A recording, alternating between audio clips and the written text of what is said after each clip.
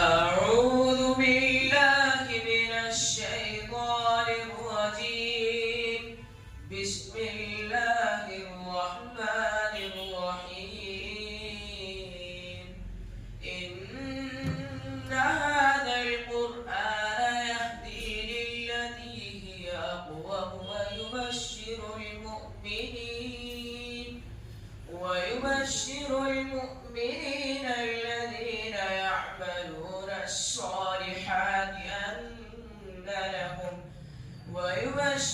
المؤمنين الذين يعملون الصالحات أن لهم أجرا كبيرا، وأن الذين لا يؤمنون بالآخرة أعتدنا لهم عذابا أليما.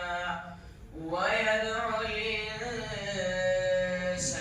بالشر دعاءه بالخير، وكان الإنسان عجولا.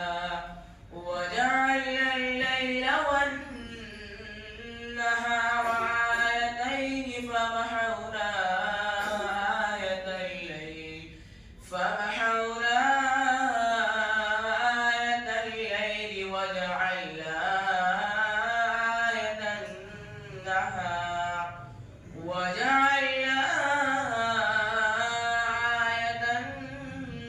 النهار مبصرة لتبتغوا فضلا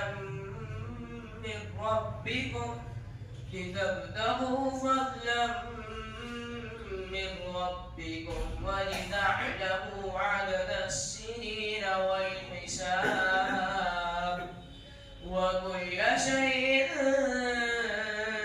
فصلناه تفصيلا.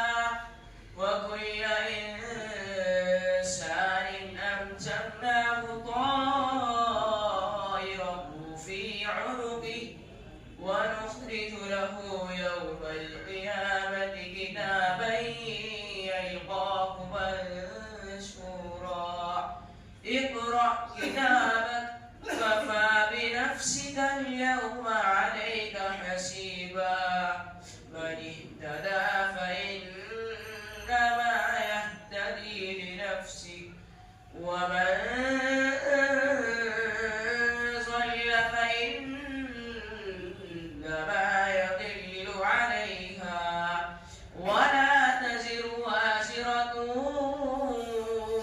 وزر أخرى.